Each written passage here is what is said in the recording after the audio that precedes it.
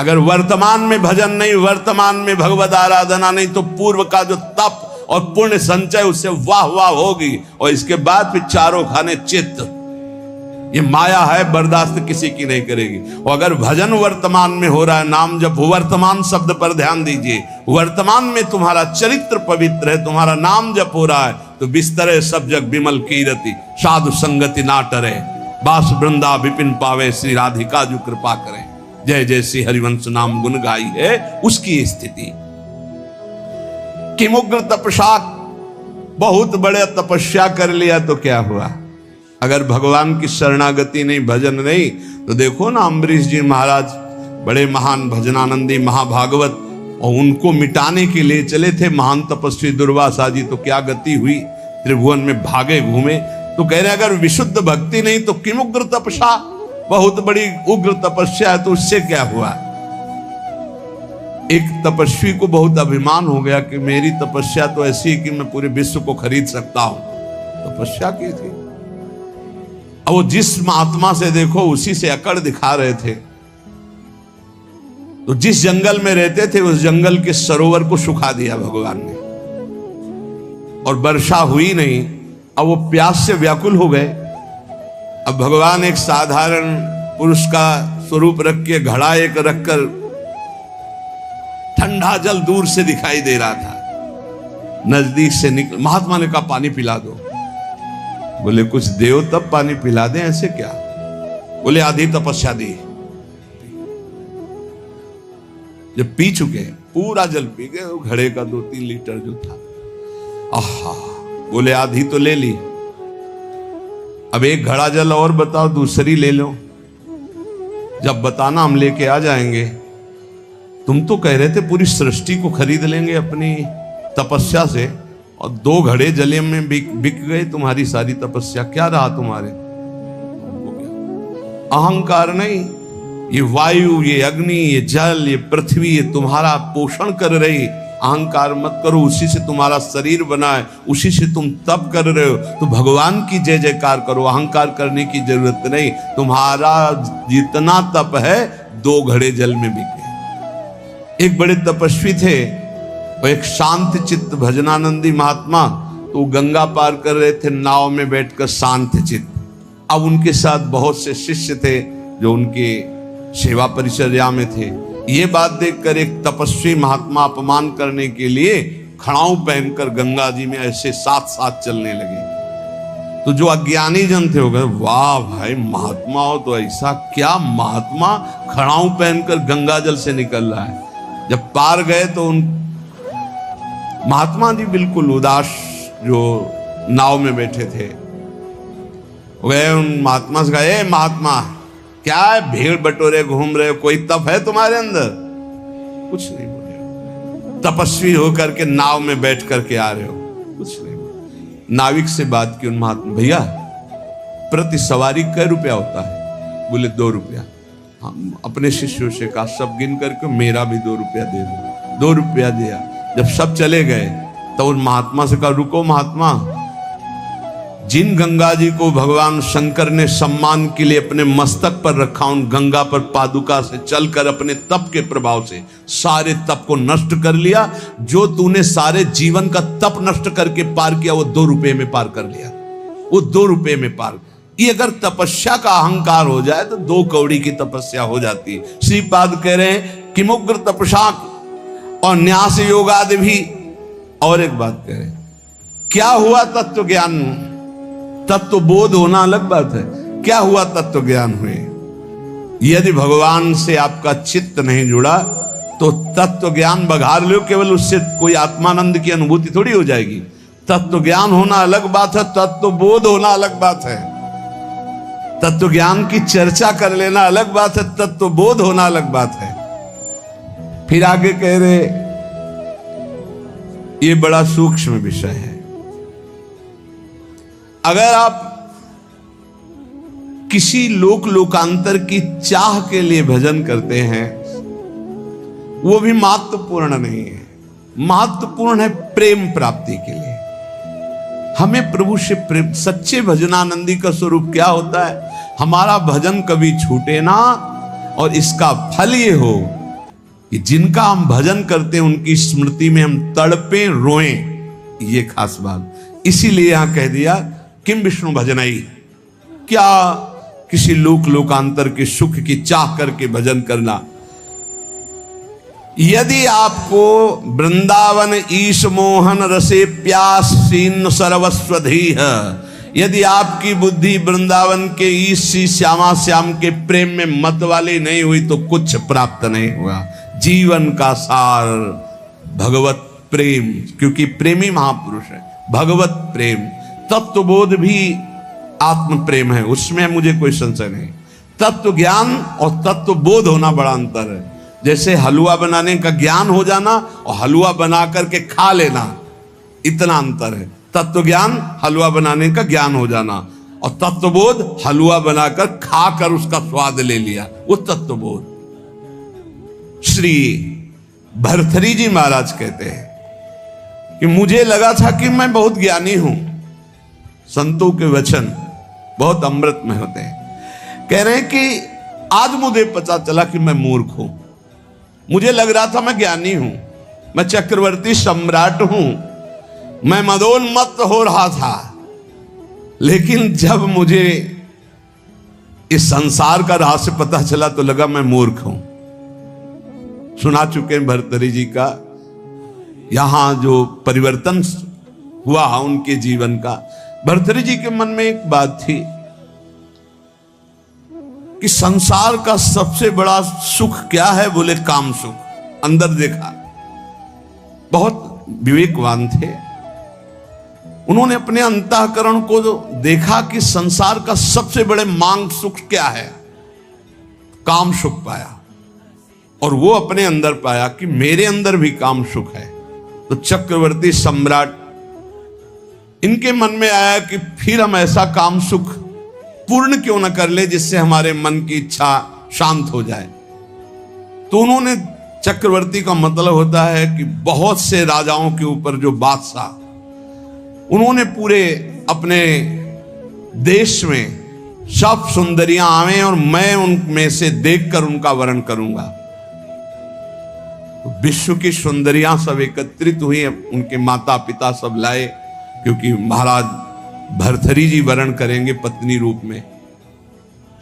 सबको देखा, एक पिंगला नाम की सर्वांग सुंदरी भरथरी जी की वहां जम गई और कहा कि आप मुझे अपने पति रूप में स्वीकार करेंगे। तो उसने कहा हमारा अहोभाग्य। बहुत भागवतिक रीति से जो शास्त्रीय पद्धति है, पाणिक ग्रहण संस्कार हुआ। अब ये तो जो भागवतिक पुरुष होते हैं उनके स्वभाव में कुछ अलगाव होता है संसारिक पुरुषों से। वो जिस पे लगेंगे एकदम तन्मय होके लगेंगे, जिस पे लगेंगे। अगर वो भोग में भी लग गए तो उनके जैसा कोई नहीं होगा।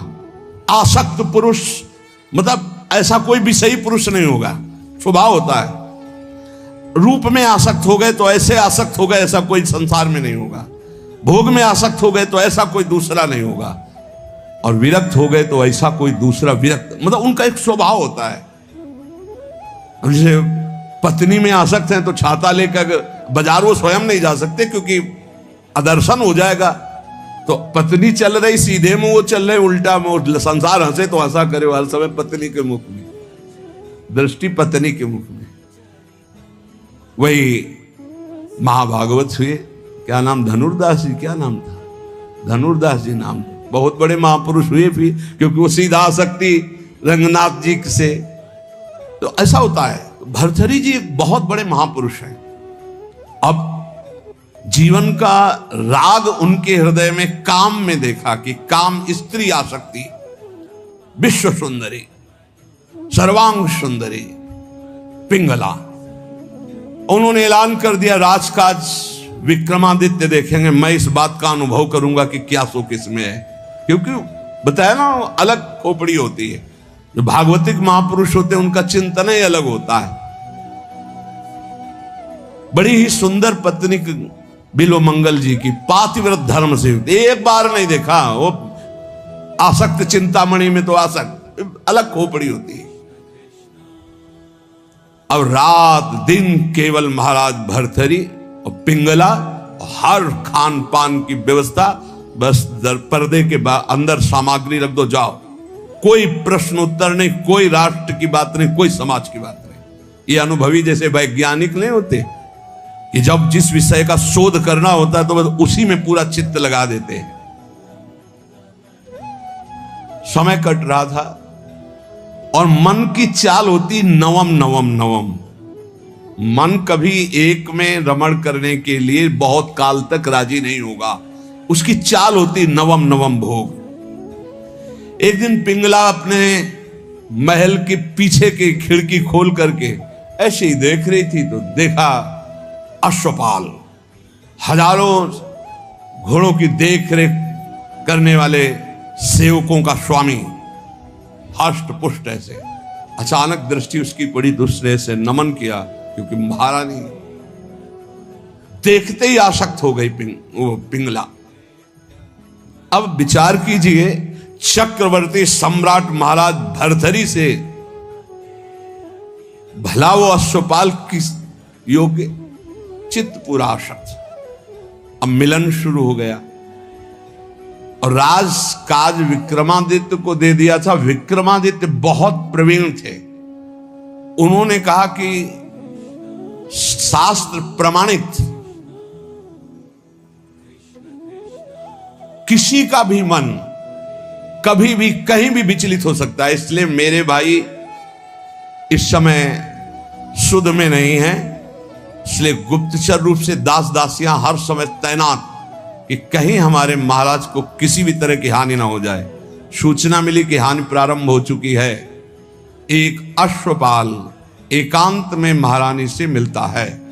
महाराज दिन में शयन करते हैं, उस समय वो मिलते हैं। पूरी बात पक्की जब देख ली तब भरतरी जी को सूचना दी कि महाराज विक्रमादित्य आपसे मिलना चाहते हैं। बहुत प्रवीण थी पिंगला, तुरंत समझ गई।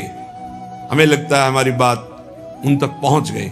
उनका महाराज, मैं आपके भाई की एक बात कहना चाहती हूं कि उनकी दृष्टि हमारे ऊपर बहुत गलत है। उनका महल से तो निकलती नहीं, गलत कैसे हो गई? तो उनका खिड़की पे खड़ी थी, वो घोड़ों की देख रेख करने वाले अश्वपाल के पास गए थे, वहां से मुझे देखा तो फिर मुझे बुलाया, मैं उनसे गए, उनके पास गई। उनका इरादा ठीक नहीं था, इसलिए हमने कुछ कड़वे वचन कहे, क्षमा करें आपके भाई हैं लेकिन उनकी आदत बहुत खराब है। उनका ऐसा विक्रमादित्य कर सकता है? जान न जाए, ये भगवान की माया विचित्र है। विक्रमादित्य बोले भ्राताश्री आपके साथ छल हो रहा है। बोले हाँ मुझे पता है छल हो रहा है, तुम्हारे जैसा नीच भाई होगा तो छल क्यों? यही बताने आए हो ना कि पिंगला आचरणहीन है। भाई आपको पता है? बोले पता है हमें कि तू आचरणहीन है। मेरा आदेश है कि ऐसे भाई को नगर से निष्कासित कर दिया जाए, कभी हमारे नगर में मुंह मत दिखाना। इतने आसक्त थे पिंगला पे भरतरी जी महाराज। विक्रमादित्य कुछ बोल ही नहीं पाए कि ये क्या, बड़े बड़े जो मंत्री थे उन्होंने बोलने की हिम्मत नहीं रह गई कि जब भाई के प्रति ऐसा, इनका तो कोई नहीं बोल पाया और निकाल दिए गए। पर मंत्रियों ने उनको सुरक्षित रखा। एक दिन जब असलियत का पता चलेगा तब ये रोएंगे, उसी समय मैं आपको सामने पेश करूंगा। अब भगवान कोई ऐसा ना सोचे कि पाप कर्म दबा रहेगा, वो ऊपर उठता है, अपना प्रभाव दिखाता है। एक नगर का ब्राह्मण गरीब तपस्या कर रहा था महाराज देवराज इंद्र की मंत्र से, उनकी इस बात के लिए कि मुझे धन मिले, मैं गरीब हूं, जिससे हमारा परिवार सुखी हो जाए। बहुत तप किया तो देवराज इंद्र प्रकट हुए, कहा ये अमर फल लीजिए, और अंतर ध्यान हो गए। वो बात करे करते रहे, अंतर ध्यान। तो उनका अमर फल लेके क्या करूं, वैसे दरिद्र गरीब ब्राह्मण अमर होकर के क्या करूंगा?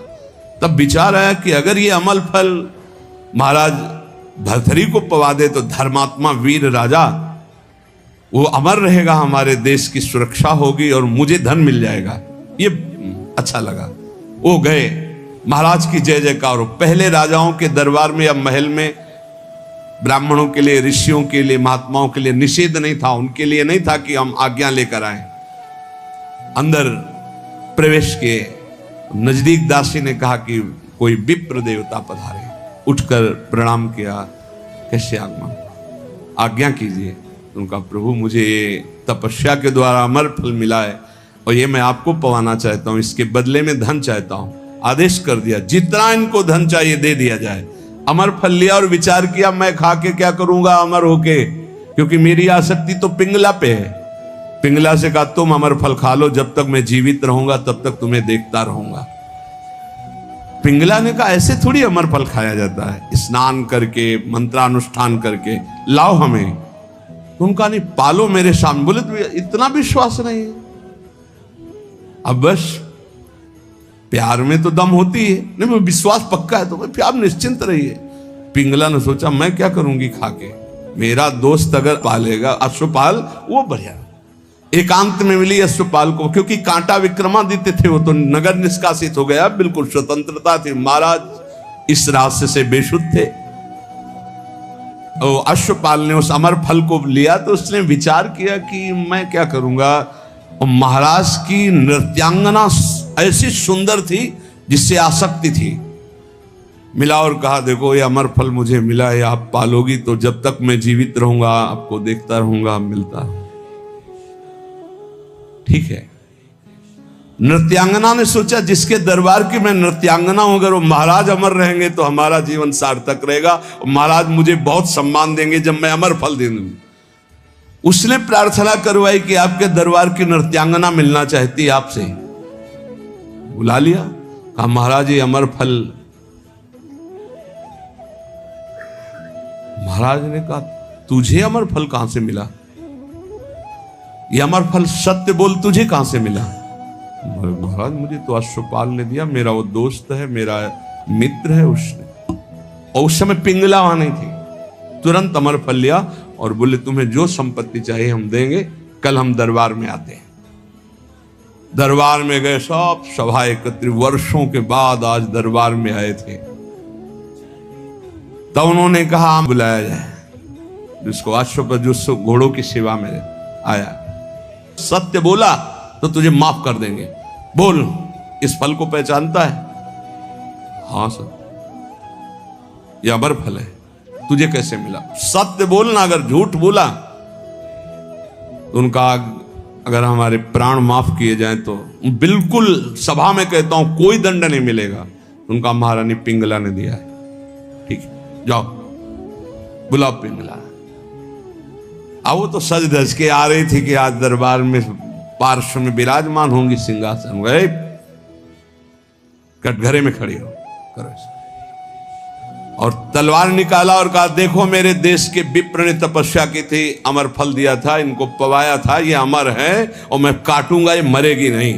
ये अरे महाराज क्यों, क्या तुझे अमर फल पर विश्वास नहीं?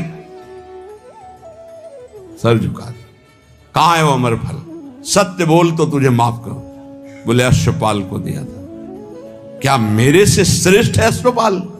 मैं चक्रवर्ती सम्राट भर्तरी तेरे योग्य नहीं रहा। धिक्कार है ऐसी बात। तभी कह रहे यदा किंचित व्योहम द्विपयु मदांधा संभवम। मैं मदांध हो गया था, अपने को ज्ञानी समझता था, अपने को बलवान समझता था, अपने को राजा समझता। उसी समय भर्तरी जिनका धिक्कार है। मैं चक्रवर्ती सम्राट, मुझसे पिंगला तृप्त नहीं, पिंगला से अश्वपाल तृप्त नहीं, अश्वपाल वैश्या से प्रेम करता। धिक्कार है, कहां प्यार है, कहां अपनापन है। और मुकुट उतार के रखा और कहा कि आज अगर विक्रमादित्य होते तो मुझे ये चिंता नहीं होती कि मेरे राज्य का क्या होगा। तब मंत्रियों ने कहा आप महाराज निश्चिंत रहें, व्यवस्था पूरी, विक्रमादित्य सुरक्षित है। तो उनको यहां विराजमान करो, मैं एक क्षण भी ऐसे प्रपंच में नहीं टिकूंगा। महावैराग्यवान होकर भर्तरी जी के श्लोक बैरागियों के अमृत है। वो कह रहे हैं कि मैं बिल्कुल अज्ञानी था, मदोन्मत्त मदांध था। उस समय मेरा मन यही सोच रहा था कि मुझे बहुत ज्ञान है, मैं बहुत प्रवीण हूं। लेकिन आज जब भगवान शंकर की कृपा से ज्ञान हुआ तब मुझे लग रहा है कि मैं घोर अज्ञानी, घोर विषयी मदांध था। मेरा अहंकार दूर हो गया कि मुझे ज्ञान था, आज असली ज्ञान हुआ मुझे। भर्तरी जी कह रहे जिनमें न भागवतिक विद्या है, न भगवत तत्व का ज्ञान है, न शील है, न गुण है, न भागवतिक धर्म है, तो मृत्यु लोक में पृथ्वी में भार बने हुए मनुष्य रूप में वो पशु हैं साक्षात। न भजन है, न धर्म है, न राष्ट्र सेवा, न भगवत सेवा, न समाज सेवा, बोले पशु हैं साक्षात। मनुष्य रूपेण मृगाश्चरन्ति, रूप तो मनुष्य का है लेकिन पशु है, राक्षसी भाव है। यदि संत पुरुषों का संग मिल जाए तो किसका नहीं उपकार हो जाएगा, अर्थात किसका नहीं मंगल हो जाएगा, अर्थात सबका हो जाएगा। क्योंकि संत पुरुषों के संग से बुद्धि की मूर्खता का अपहरण होता है, जड़ता का अपहरण होता है। सत्संग से वाणी में सत्य का संचार होता है। सत्संग से सबको सम्मान देना आता है। सत्संग पाप को दूर करता है। सत्संग चित्त को आह्लादित करता है, क्योंकि चित्त से वो प्रभु का चिंतन करता है और समस्त दिशाओं में कीर्ति फैल जाती है सत्संगी महापुरुष की। इसलिए धन्य है जिसको सत्संग प्राप्त हो गया। हमने भोगों को नहीं भोगा, भोगों ने हमको भोग लिया, किसी काम का नहीं रखा। तप नहीं किया, तप्त होते रहे, जलते रहे। काल व्यतीत नहीं हुआ, हमारा जीवन व्यतीत हो गया। तृष्णा नहीं मरी, हम जीर्ण हो गए, वही भोग वासना। इसलिए सबके आदि कारण भगवान का भजन करो। मान लो मेरी बात, वही तुम्हारे हृदय से जन्म मृत्यु का चक्र मिटा देंगे। यहां कोई तुमसे प्यार नहीं करता, भर्तरी जी कह रहे, उनका अनुभव। ना कोई तुम्हारा यहाँ भाई है, न बंधु है, न कुटुंबी है, न पत्नी है, न पुत्र है। केवल माया ममता का विकार रचकर तुम्हें भगवत प्राप्ति से विमुख करने का नाटक कर रही है। हृदय में एक काम विकार का अभाव कर दो, कुछ नहीं है इसमें, केवल माया नाटक के द्वारा समय नष्ट कर रही है। कामिनी के कमनी कलेवर को देखकर जिसका मन आसक्त हो गया वो क्या करेगा? ये संसारिक लोग केवल शरीर संसर्ग जनित सुख में ही अपने जीवन को नष्ट कर देते हैं, वो परमात्म सुख को नहीं जानते। ये शरीर कोई अपना थोड़ी है, इसमें कोई सुख है? बहुत विचित्र है। प्रवचन कर लेना सरल है, सुन लेना सरल है, आसक्ति हटाना कठिन है। शरीर अविद्या है, केवल अविद्या। ये जो आप देख रहे हो, अविद्या का भोग ही एक लक्ष्य बना हुआ शरीरधारियों में। परम विद्या भगवान के आनंद की हमारे अंदर मांग है। इसलिए हर भोग के बाद हमें घृणा हो जाती कि यार शायद इसमें सुख नहीं, शायद इसमें सुख हो, इसमें सुख नहीं। पूरा जन्म जन्मांतर व्यतीत होते गए, आज तक नहीं वो मिला सुख, क्योंकि हमारे अंदर जो मांग है वो परमात्म सुख है। परमात्म सुख प्राप्त करने के लिए मानव जन्म मिला है। इसीलिए श्री भर्तरी जी कह रहे हैं, अगर सुख है तो राग रहित होकर वैराग्य में सुख है।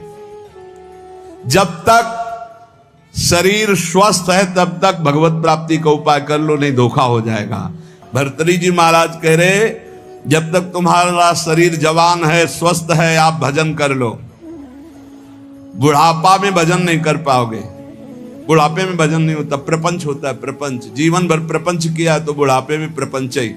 बूढ़े तोता को कुछ नई चीज नहीं सिखा सकते। एक लाया गया था तोता, तो जैसे को राधा, तो राधा नहीं बोलेगा।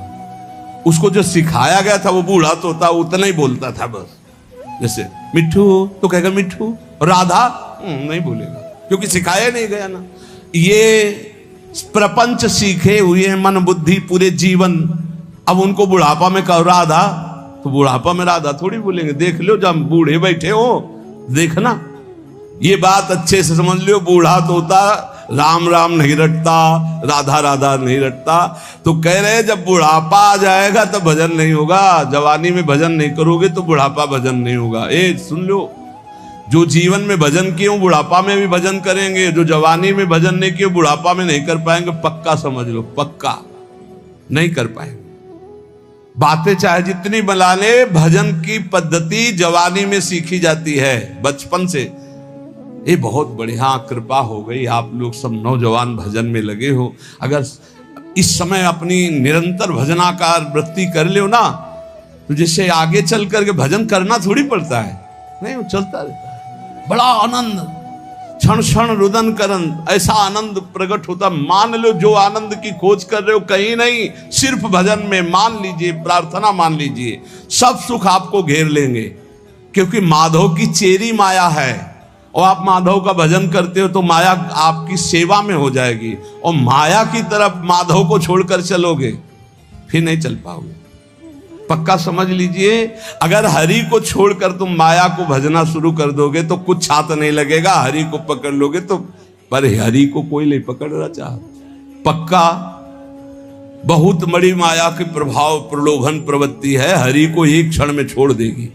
एक बार नारायण भगवान ने कहा लक्ष्मी जी से कि देखो प्रभाव तो हमारे ही जोर का है। तो लक्ष्मी जी ने कहा वैसे हम आपके ही प्रभाव से प्रभावित है, लेकिन दुनिया में हमारा ही प्रभाव है। बोले हमारा तो विश्वंभर नाम है, पूरे विश्व का भरण पोषण तो मैं करता हूं। विनोद हो रहा था लक्ष्मी नारायण जी का। तो लक्ष्मी जी ने कहा जहां चाहो तहां तुम अपना प्रभाव दिखा के देखो, फिर हम अपना प्रभाव दिखा के अगर आपको हटा न दे तो बताना। भगवान ने कहा हटा तो तुम नहीं सकती। तो लक्ष्मी जी ने कहा धक्का लगवा के हटा देगी।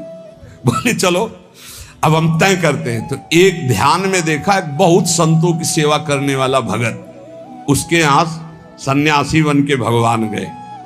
देवी देखा, साष्टांग दंडवत किया, चरणामृत उतारा, तखत पे आसन लगाया, बैठा रहा। महाराज बस कुछ क्षण रुको, अभी भिक्षा बन रही थी। भिक्षा इतने खांसती हुई एक लकड़ी ली हुई बूढ़ी का रूप रख के लक्ष्मी जी गई। बच्चा कुछ भोजन मिलेगा? हाँ माता जी, स्वामी जी बैठे, अभी भोजन बन रहा है, बस स्वामी जी को पवाया आपको। भगवान नारायण मुस्कुराए, माता जी को जमीन में बैठाला गया, स्वामी जी तखत। मुस्कुराए ला भगवान की, देखा ना आदर तो हमारा ही हो रहा है। लक्ष्मी जी का चुप रहो भी थोड़ी देर। आए तो स्वामी जी अपन नारियल का खप्पर, लक्ष्मी जी ने कहा बच्चा हम बर्तन अपने पास रखती, झोली बढ़िया रत्न जटित, सोने की थाल, सोने की कटोरियां, ऐसे चांदी। भगत ने सोचा मैया ऊपर ऐसे देखने में बूढ़ी बाढ़ी लगती है तो कितना कीमती सामान है, पर भाई हो सकता है बड़े घरों की हो, अपना ऐसे परोसा सब। अब स्वामी जी की तरफ तो दृष्टि, माता जी लाओ माता जी बर्तन धो के हम आपको दे दें। बोले नहीं बेटा, एक बार जिस बर्तन में पाते हम दोबारा उसमें पाते नहीं, और ये तुम ही रख लो। अरे बोले माता जी बड़ी कृपा, पर बोले बेटा आज रात रुक। अब माता जी जिंदगी भर रुको, आपका घर है। पर बोले जहां सन्यासी रुकते हैं वहां में, ए स्वामी जी आप चलो। बोले नहीं बेटा रात तो रुक ले। बोले नहीं, देखो स्वामी जी मतलब समझ जाओ आप बस हो गई हमारी श्रद्धा। लक्ष्मी जी मुस्कुरा के प्रभु इशारे से और आगे बढ़े, इशारा कर देंगे तो धक्का मार के निकाल देगा आपको। बोले नारायण नारायण, अच्छा भाई चलते हैं हम। और जो ही हो गए सो लक्ष्मी जी गायब। भला नारायण के बिना लक्ष्मी जी का स्वयं का वाहन उल्लू है, उल्लू बना दिया उसको। ना वो बर्तन रह गए और ना वो बुढ़िया रह गई। समझ लो नारायण को भी धक्का लगवा दे ऐसी माया है। भर्तरी जी कह रहे जब तक शरीर स्वस्थ है, यावत स्वस्थ मिदम कलेवरम यावत च दूरे जरा, तुम्हारा बुढ़ापा दूर है तभी तक तुम भजन कर लो। कहीं ऐसा ना हो कि आग लगने पर कुआं खोदना मूर्खता जैसे कही जाती है, ऐसे काल भगवान तुम्हारा सर्वस्व नाश कर दे और तुम भगवान का भजन नहीं कर पाए तो तुम्हारा जीवन व्यर्थ चला जाएगा। इसलिए सब ये सत्संग जो सुनाया जा रहा है उसका सार है, कोई तुम्हें प्यार नहीं करता, यहां कोई तुम्हारा नहीं, एकमात्र श्री भगवान का आश्रय लेकर सबकी सेवा करो। जो तुम्हें कर्तव्य कर्म मिला, तुम किसी के पति हो, किसी के पुत्र हो, किसी के परिवार के कोई सदस्य हो, अपने धर्म का पालन करो, सब में भगवत भाव करो, नाम जप करो, इसी से भगवत प्राप्ति हो जाएगी। अंडीर वट में श्री राधा कृष्ण का विवाह शास्त्रीय पद्धति से कराया, पर वो गुप्त रूप से कराया। जैसे रुक्मिणी जी का हरण करके लाए सब, ऐसे नहीं। नौ किशोरी नौ किशोर रूप के दर्शन हुए ब्रह्मा जी को, और ब्रह्मा जी ने नौ किशोरी नौ किशोर रूप का जो भांडीरवट है वहां प्रिया प्रीतम का ब्याह कराया।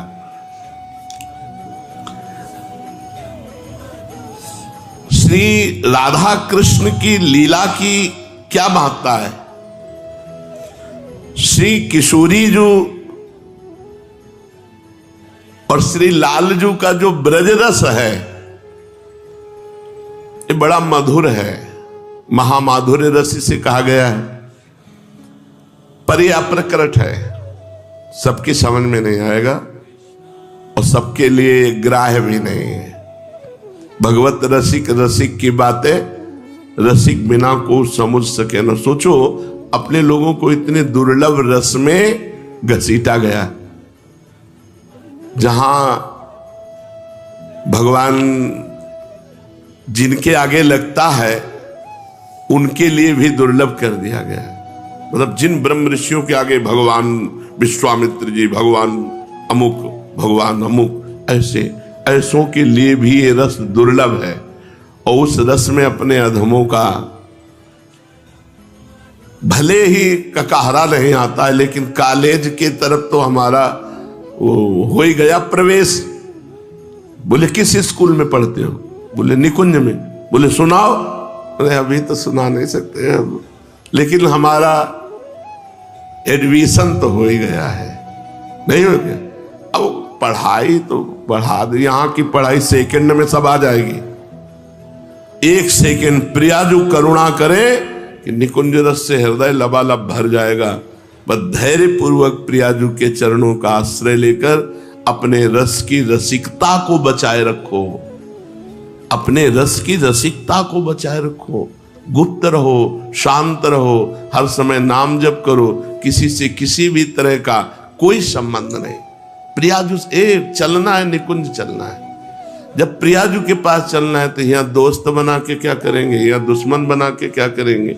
यहाँ कोई अच्छा है तो बने रहो, बुरे है तो भैया बने रहो। हम तो निकुंज जाएंगे, श्री जी के पास जाएंगे, हमको इस जगत में नहीं रहना है। तो जितने दिन रहना है उनकी जय जयकार करके, उनकी जूठन खा के, उनकी सेवा करके, उनका मंगलमय नाम ले करके, बस इधर उधर चित्त को मत डुलाओ, श्री जी के चिंतन में लगाओ। हम सबको निकुंज चलना है। हम सब वृंदावन वासी हैं, न जाने कहां कहां से श्री जी ने पकड़ पकड़ के बुलाया है। क्यों बुलाया है?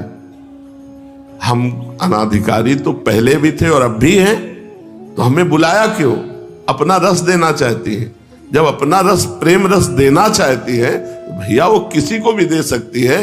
और सोचो अनंत सृष्टि में इतने लोग वृंदावन नित्य रस के उपासक, ये पक्का है तुम्हारा एडमिशन हो चुका है, पर तुम कोई मॉनिटर नहीं बन गए हो निकुंज रस के कि बहुत ज्ञाता हो गए हो, पर प्रवेश हो गया है।